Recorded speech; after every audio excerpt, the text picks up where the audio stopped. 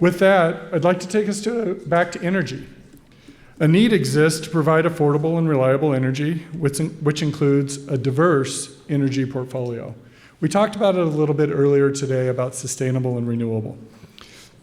While the constraints and opportunities of renewable energy are widely debated, embracing an all-of-the-above approach will ensure stability for Montana's business community.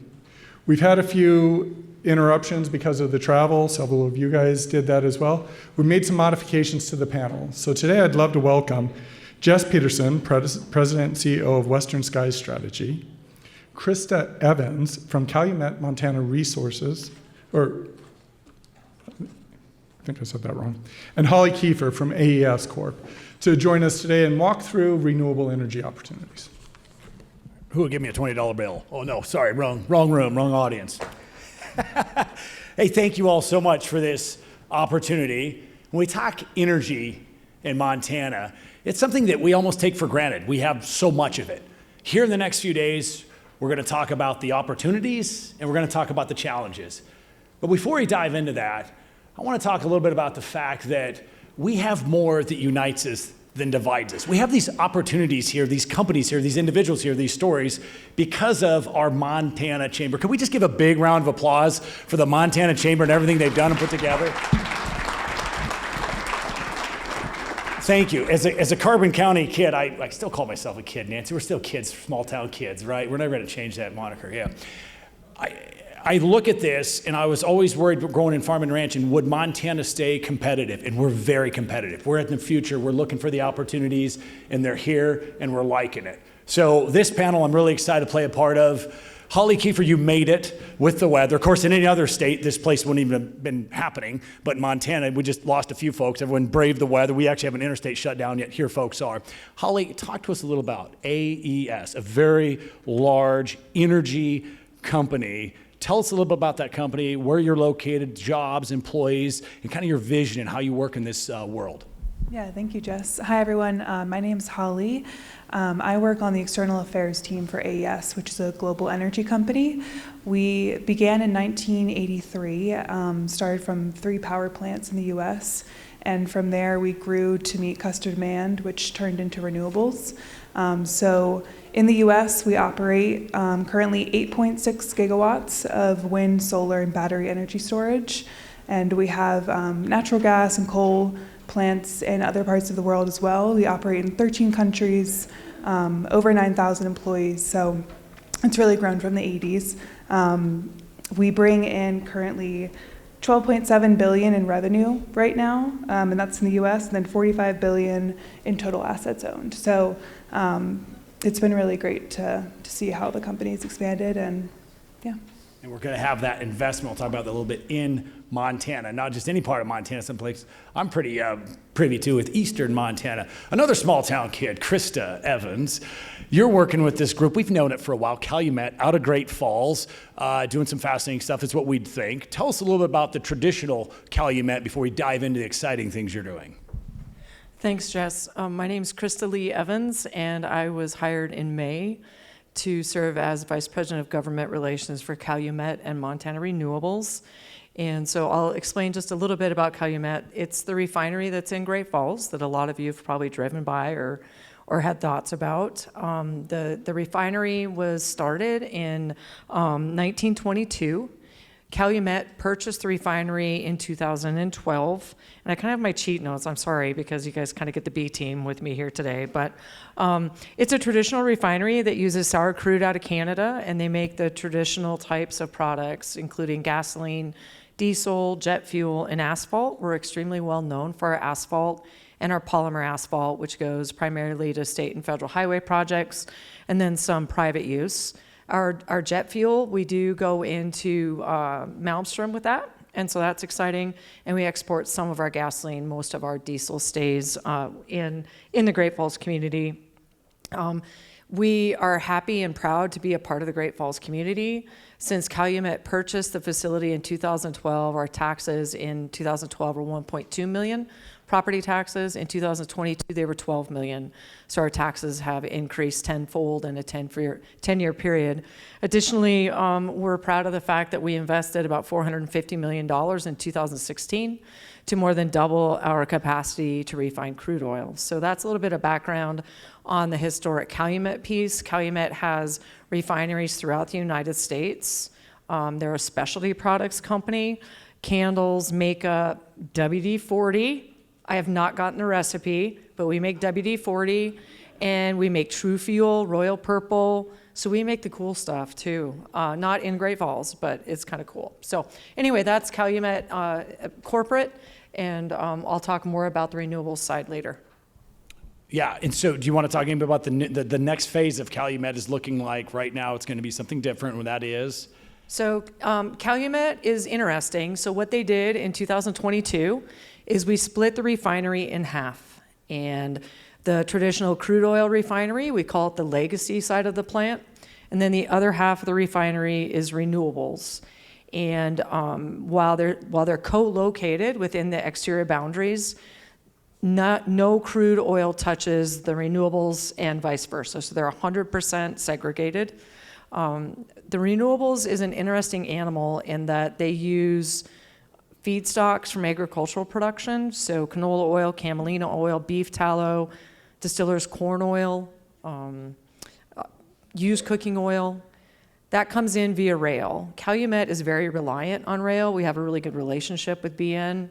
I'm sure they love us. We're probably one of their favorites.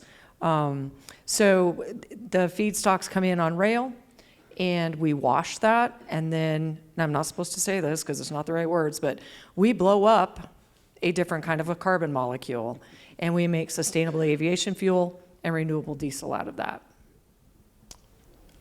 I won't be able to repeat that later. I hope there's not a quiz. Is there a quiz on that, Krista? Because I'm going to be in trouble.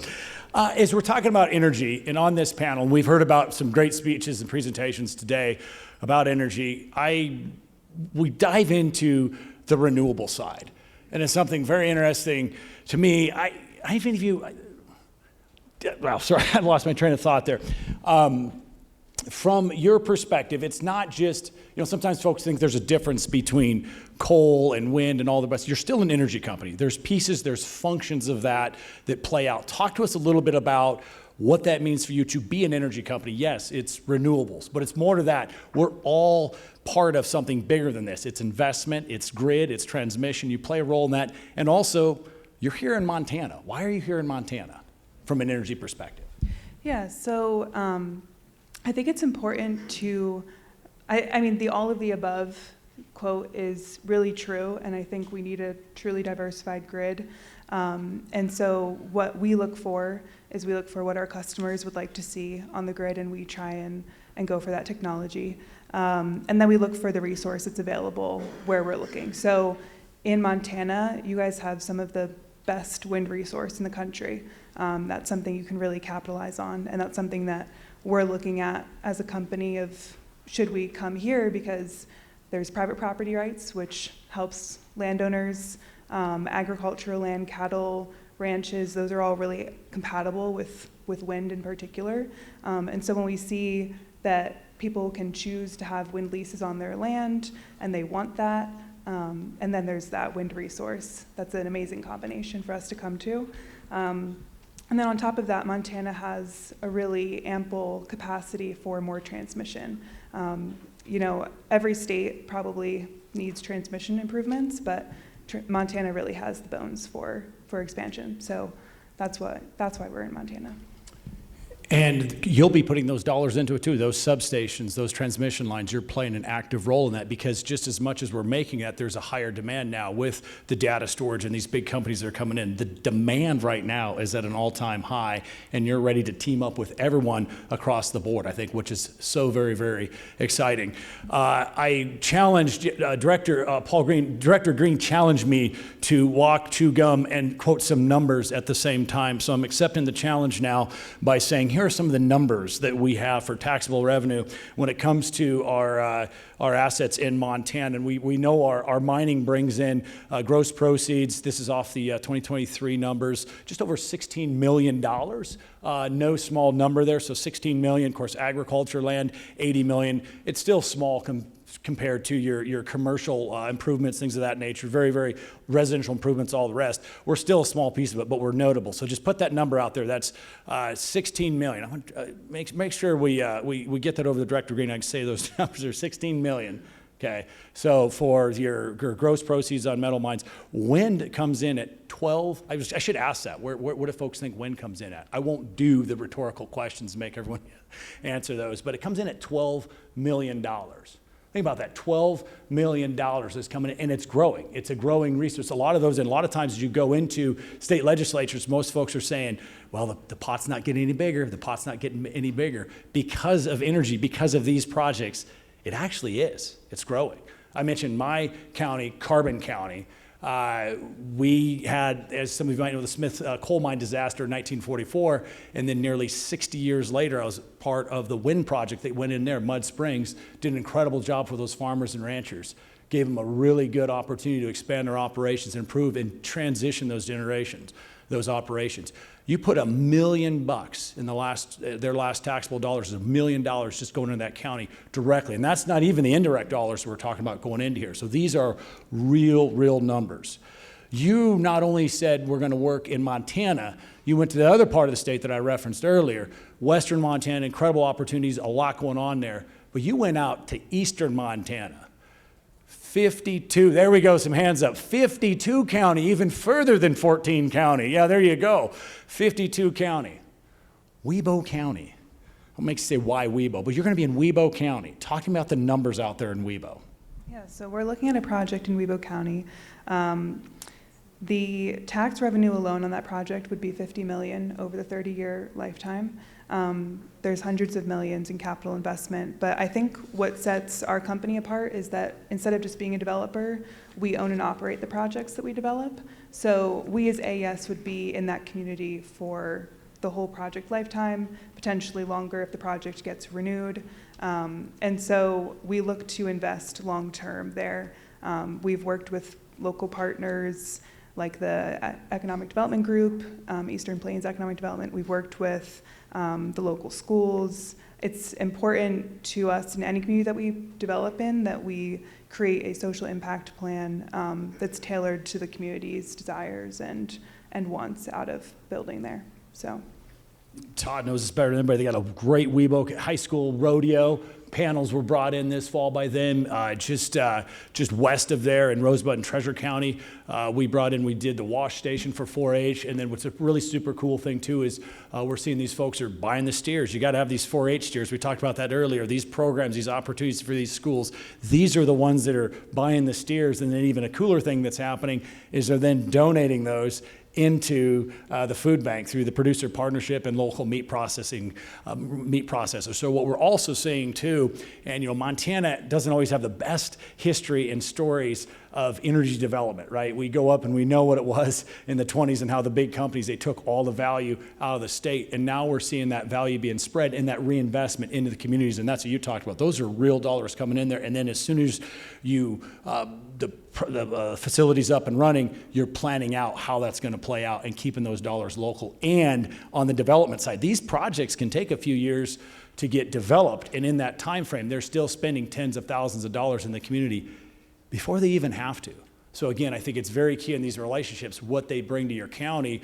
Those folks are coming in. They might not be a direct recipient, but again, they're saying, hey, we need this for the school. We need this for the football field. And then we get real when the projects are operational. But you're already dropping tens of thousands of dollars before you even broken any ground, which is very impressive. And I commend these companies for doing that. Krista, you obviously know these numbers. Talk a little bit about these investment numbers. They make money I spend on ranching seem like small dollars here, don't they? You're putting some real dollars, and we're not talking monopoly dollars. This is real money. Talk to us a little bit about the money you're putting into this investment. So yes, my old gig was working in agriculture and water rights, and now I'm in the refining world, and it is very much a different world. And I'll explain a little bit more on the actual products we make, because with our feedstocks being agriculturally based, at our existing production, so we're producing 12,000 barrels per day today of renewable diesel and sustainable aviation fuel. Nobody knows this, but we're the largest sustainable aviation fuel producer in the Western Hemisphere, in Great Falls, Montana, and nobody knows it. That's awesome. And the opportunities for agriculture in Montana is huge. We can run all different kinds of feedstock, but if we ran just canola oil, we would use all the oil today from 1.3 million acres of canola. We don't have that much. We barely have 200,000 acres. But what that means is that what Montana produces, we'll use it. And that's awesome. So to date, Calumet has invested over $1 billion into that facility. Some of you might have seen in the news that we were recently awarded a Department of Energy loan commitment. It's a loan of $1.4 billion. And our intent with that is what we are calling max SAF. And the intent is to double our production of sustainable aviation fuel. We've had a lot of questions with the Trump administration and what that's going to look like. So it's very market driven. Our markets today, Shell is our offtake agreement. Shell is delivering the kerosene that we make that's blended with jet fuel. So our intent is not to replace petroleum products. It's blended with jet fuel to make sustainable aviation fuel. But we go into California, we go into Portland, we go into British Columbia, we are in Minneapolis-St. Paul's airport, we're in Detroit's airport. So our markets are very well established and very driven by their own local societal demands. And so renewable diesel's at the pump in California. Now, with the DOE commitment, if we are to close on that loan, some of the goals are to, of course, double our production. We want to put sustainable aviation fuel on the rack, which means we'll blend it on site instead of just producing the kerosene and shipping that out. We're going to add another hydrocracker, I think is the right word. Another one of those big things that looks like that has scaffolding around it. Yeah, one of those. I know I'm horrible and I get in trouble because I use the wrong words, but it is what it is. The other thing is we'll have rail improvements and tankage, because renewables are different than traditional refining. There's no pipelines to move product. It is all rail. As part of that, we've partnered with Ponderosa in the Egg Park in Great Falls, and we are now moving our asphalt distributions. We're pulling that out of the plant. We're taking it out so we can put it on rail out in Ponderosa.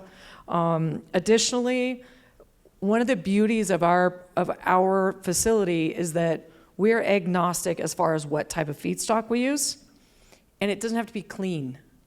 So we don't have to spend the really high amount of money on white tallow.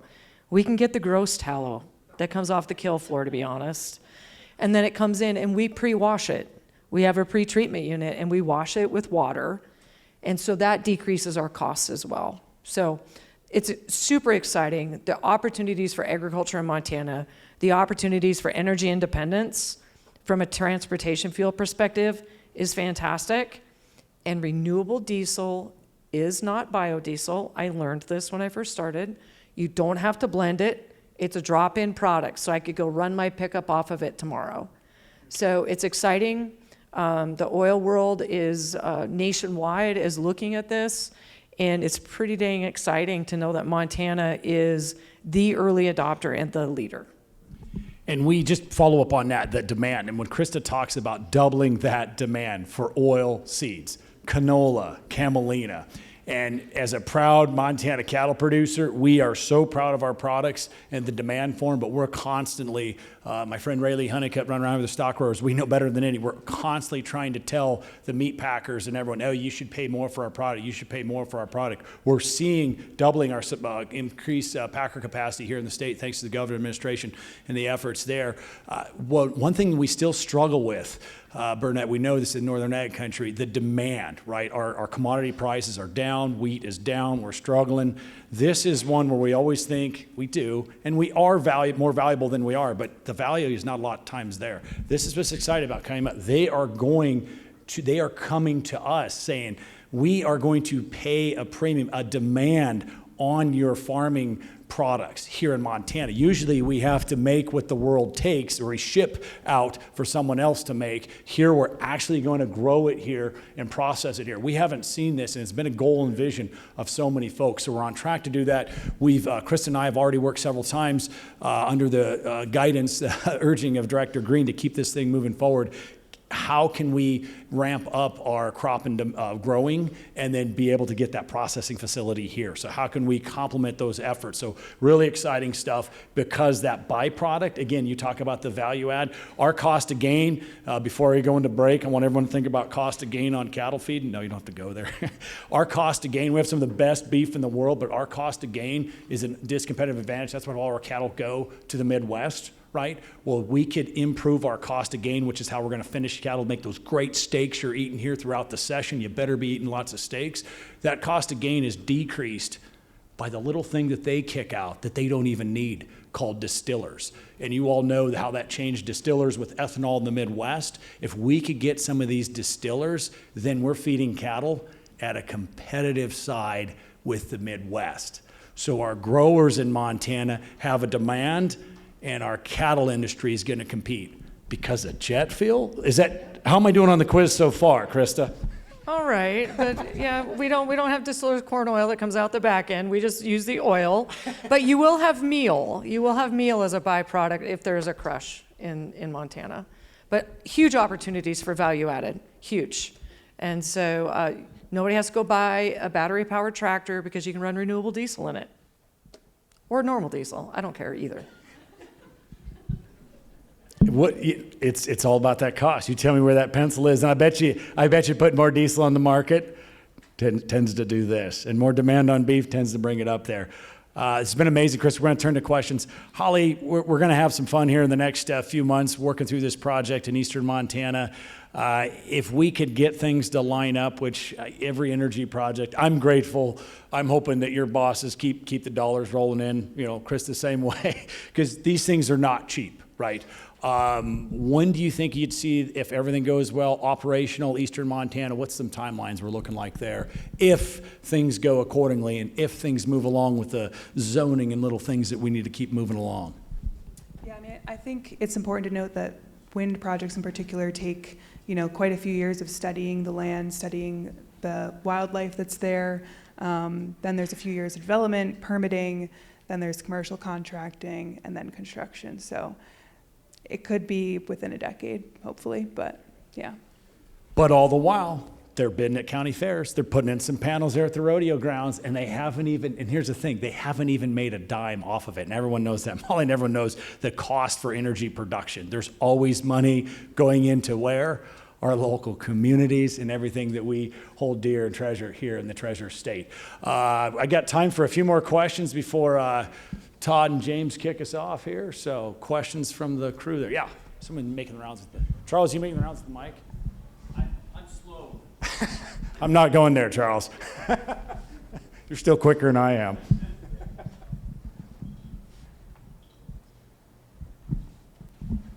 All right. Thank you. Okay. Right here. Thanks, Joe. I appreciate it. I'm Joe from Stockman Bank up in Kalispell. Holly, my question for you. Earlier today, when you talk about the all of the above solution, and then when it comes to renewables specifically, the term intermittent comes in, but it looks like AES, and you mentioned it, is into the storage space. What's the future of sort of energy storage, batteries, and et cetera? Yeah, sure. Great question. I think storage is going to start to be coupled on probably every project we're able. Storage really optimizes renewable energy so that you can take the capacity that's not needed when it's produced, put it somewhere, and then put it back on the grid at 4 p.m. when everyone turns on their lights and gets home from work. It really, I think, improves energy all around, and it's a progressing space. You know, there's a lot of progress on the actual capabilities, but we've come so far already. And I think in the next 10 years, storage is going to be probably on every site. Thank you.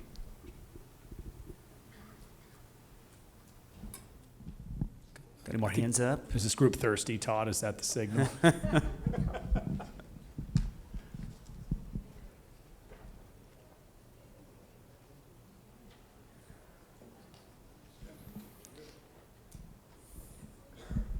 We'll be here all night. Yeah, we'll see. right. Yeah, We'll see. yep. We'll see you at the watering hole. Thank you so much for the opportunity. Thank you.